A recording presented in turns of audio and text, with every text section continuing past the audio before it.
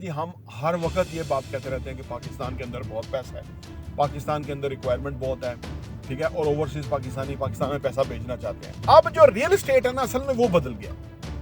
माजी का real estate और आज का रियल एस्टेट जो है ना वो, क्योंकि लोग समझते हैं, कहते हैं जी रियल एस्टेट तो क्या फायदा जी, इंडस्ट्री लगे तो फिर होगा। इंडस्ट्री नहीं लग सकती क्योंकि हमारे पास बिजली नहीं है। अब डिमांड है बिल्डिंग्स, इसलिए आपको दाएं बाएं शहर में बिल्डिंग्स बनती नजर आती है। उसकी वजह कि वो जो प्लॉट फजूल पड़े हुए थे, फजूल, कोई और तरीका नहीं है पैसे को प्रॉपर इन्वेस्ट करने का।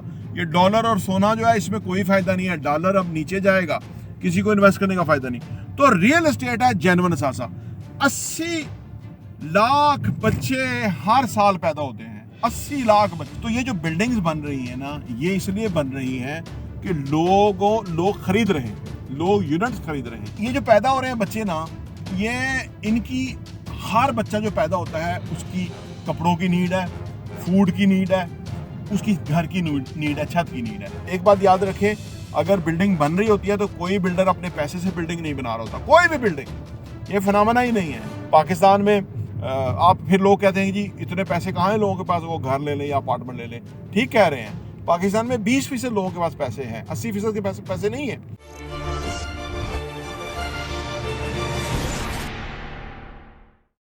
सर, शहर में अगर बंदा विज़िट करे, वॉक करे, तो काफ़ी जगहों पे कंस्ट्रक्शन होती हुई नज़र आती है। क्या ये कंस्ट्रक्शन इमरान खान के टाइम में जो शुरू हुई थी वही आगे कंटिन्यू हो रही है, या फिर ये नई कंस्ट्रक्शन स्टार्ट हो गई है? क्या है रीज़न?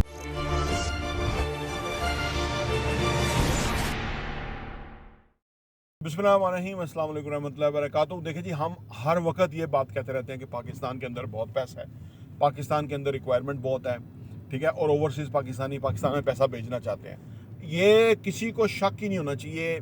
और ये वो चीज़ है कि यहाँ पे अगर लॉ एंड ऑर्डर, अगर यहाँ पे इंसाफ पे मामला हो जाए तो पाकिस्तान तो तेज़ी से तरक्की करे। यहाँ लोग आ जाएंगे बाहर से पैसा लेके ओवरसीज, सिर्फ वो नहीं आते कि यहाँ नाइंसाफ़ी है या किसी का जुल्म हो जाए। ये अदारे जुल्म करने में बराबर का साथ देते हैं। ये चोर करप्ट जो एस्टेब्लिशमेंट है और ये जो सियासतदान है, ये इन्होंने तो मुल्क का बेड़ा गर्क किया हुआ है, तो पाकिस्तान तो बेहतरीन हो जाता है। अच्छा, अब जो रियल एस्टेट है ना, असल में वो बदल गया। माजी का रियल एस्टेट और आज का रियल एस्टेट जो है ना वो मुख्तलिफ है। ये बात हम ये भी पिछले कोई 2 साल से हम ये लोगों को समझा रहे हैं, क्योंकि लोग समझते हैं, कहते हैं जी रियल एस्टेट तो क्या फ़ायदा जी, इंडस्ट्री लगे तो फिर होगा। इंडस्ट्री नहीं लग सकती क्योंकि हमारे पास बिजली नहीं है, ठीक है ना, और ट्रेंड ह्यूमन सोर्स नहीं है। चलो, ट्रेंड ह्यूमन सोर्स तो हो भी सकता है, लेकिन बिजली होना ज़रूरी है, सस्ती बिजली, सो दैट के इंडस्ट्री चल सके। अब हम कोई चीज़ खुद बनाएं, वो महंगी पड़ती है, और चाइना से आए तो वो सस्ती पड़ती है, तो इसलिए इंडस्ट्री नहीं चल सकती। अच्छा, आ जाके फिर रियल एस्टेट आता है। तो रियल एस्टेट जो प्लॉट और फाइलें थी वो किस्सा माजी है, अभी लोगों ने रखा हुआ है, लेकिन उसकी डिमांड पैदा नहीं होगी।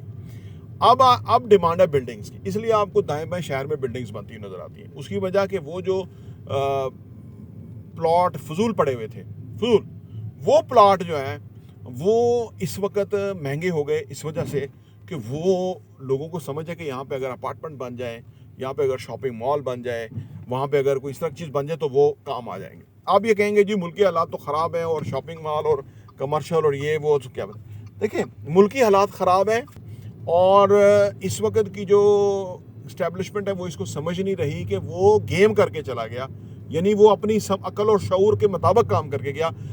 इधर इस वक्त के लोगों को अपनी अकल और शऊर को इस्तेमाल करना चाहिए, ठीक है ना, क्योंकि घर में फिर अफरा तफरी फैली रहेगी ना। वो अफरा तफरी फैला के गया, वो ऐसा बदबख्त शख्स था कि अफरा तफरी फैला के गया, मुल्क तबाह करके गया, 100 रुपये से ज़्यादा पैसा डिवैल्यू करके गया, महंगाई का बाजार गर्म करके गया और आम आदमी को मार के गया वो, ठीक है।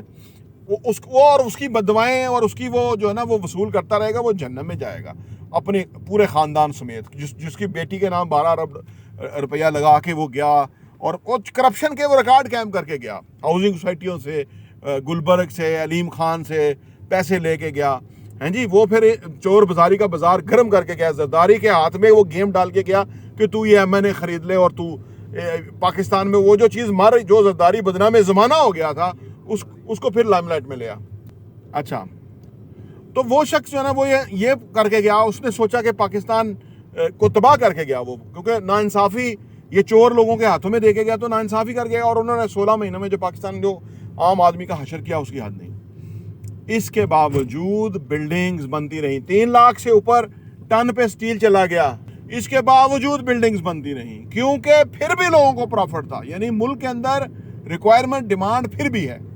उसके बाद अब जो सूरत हाल है वो ये है कि थोड़ा स्टील तो थोड़ा सस्ता हुआ है, और बिल्डिंग्स लोग इसलिए बना रहे हैं कि अगर किसी के पास सरमाया है ना, पाकिस्तान में कोई और जरिया है नहीं, चाहे किसी के पास 2 मिलियन है या किसी के पास 2 करोड़ है या किसी के पास 100 करोड़ है, कोई और तरीका नहीं है पैसे को प्रॉपर इन्वेस्ट करने का।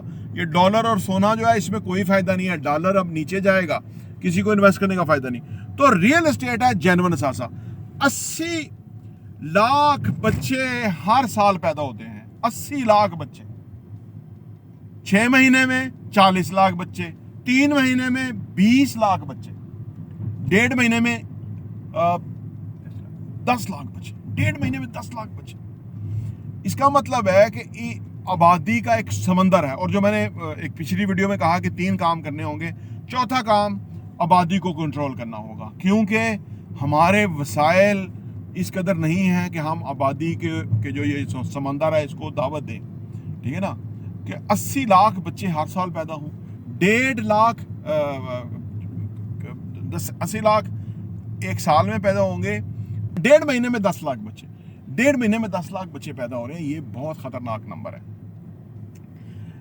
ये जो पैदा हो रहे हैं बच्चे ना, ये इनकी हर बच्चा जो पैदा होता है उसकी कपड़ों की नीड है, फूड की नीड है, उसकी घर की नीड है, छत की नीड है। क्योंकि जब बच्चा पैदा होता है तो फिर फैमिलियां इकट्ठी नहीं रह सकती, क्योंकि उसका बच्चा इसका बच्चा, वो बच्चे आपस में लड़ते हैं, खेलते हैं, जगह तंग पड़ जाती हैं, उनको ग्रो करना है अपने हिसाब से, तो उनको अपार्टमेंट चाहिए। चाहे 1 बेड अपार्टमेंट हो, वो फैमिली सेटिस्फाई रहेगी, वो बच्चों के साथ लाड करेंगे, प्यार करेंगे, एक नेचुरल प्रोसेस है। तो ये जो बिल्डिंग्स बन रही हैं ना, ये इसलिए बन रही हैं कि लोग खरीद रहे हैं, लोग यूनिट्स खरीद रहे हैं, वो जिस अपार्टमेंट में उन्होंने रहना है वो अपार्टमेंट आज बनाना शुरू कर रहे हैं। उन्हें एहसास है कि अभी हम देंगे, फर्स्ट करो 30% अभी देंगे और 70% अगले 2 सालों में देंगे, तो उनकी तो कम से कम जिंदगी भर के लिए एक छत बन गई। करोड़ रुपए में 2 बेड अपार्टमेंट आ गया तो उनकी तो जिंदगी बन गई। तो ये है वो फिनोमेना जो ऑन ग्राउंड है, फिनोमेना है पाकिस्तान में। आप फिर लोग कहते हैं कि जी इतने पैसे कहाँ हैं लोगों के पास, वो घर ले लें या अपार्टमेंट ले लें। ठीक कह रहे हैं, पाकिस्तान में 20% लोगों के पास पैसे हैं, 80% के पैसे नहीं है। 20% भी बनते हैं, जाके आप देखें ना, वो तकरीबन 5 करोड़, तो 5 करोड़ लोग हैं कि जिनके पास वसाइल हैं। तो क्या आप ये कहें, अब यहाँ भी ये सवाल होता है कि ये जो अपार्टमेंट या घर ये जो बन रहे हैं, क्या ये 5 करोड़ लोगों की नीड को पूरा करेंगे? यानी नहीं, हम हर साल जो है ना, वो जो हमारी ज़रूरत है उससे हाफ भी नहीं बना पाते, और बाकी ज़रूरत जो है वो आगे हमें रिक्वायरमेंट जो है बढ़ रही है। तो डिमांड बहुत है और सप्लाई इतनी हो नहीं सकती बिल्डिंग के अंदर, इसलिए आपको बिल्डिंग बनती नज़र आती हैं। इसलिए वो डिमांड को पूरा करने के लिए काम कर रहे हैं, क्योंकि उनको ऑलरेडी वो सोल्ड आउट है। एक बात याद रखें, अगर बिल्डिंग बन रही होती है तो कोई बिल्डर अपने पैसे से बिल्डिंग नहीं बना रहा होता, कोई भी बिल्डिंग, ये फिनोमेना ही नहीं है, वो लोगों के पैसे से बन रही होती है। प्लॉट बिल्डर का होता है। बिल्डिंग जो खड़ी हुई है, ऊपर स्टील लग रहा है, बीम डाल रहे हैं, ऊपर फिनिशिंग हो रही है, खिड़कियां, दरवाजे, प्लस्तर, हैं जी, पेंट, सब कुछ हो रहा है, ये कस्टमर के पैसे होते हैं, क्योंकि ये मॉडल हैं। लोग अपनी चीज़ खरीदते हैं तो उनका इसलिए वो खरीदते ही डबल हो जाती है, क्योंकि अब उन्होंने ख़रीद ली। अब ये अनलिमिटेड क्वांटिटी के अंदर तो है नहीं, वो उन्होंने ख़रीद ली, अब वो मालक है, वो इसका मुकर्रर करेंगे कीमत क्या होगी, सेल करने की कीमत। तो लिहाजा इसलिए बिल्डिंग बन रही है, इसलिए पाकिस्तान के अंदर बहुत स्कोप है। प्रॉपर्टी इंटरव्यू देखने का बहुत बहुत शुक्रिया।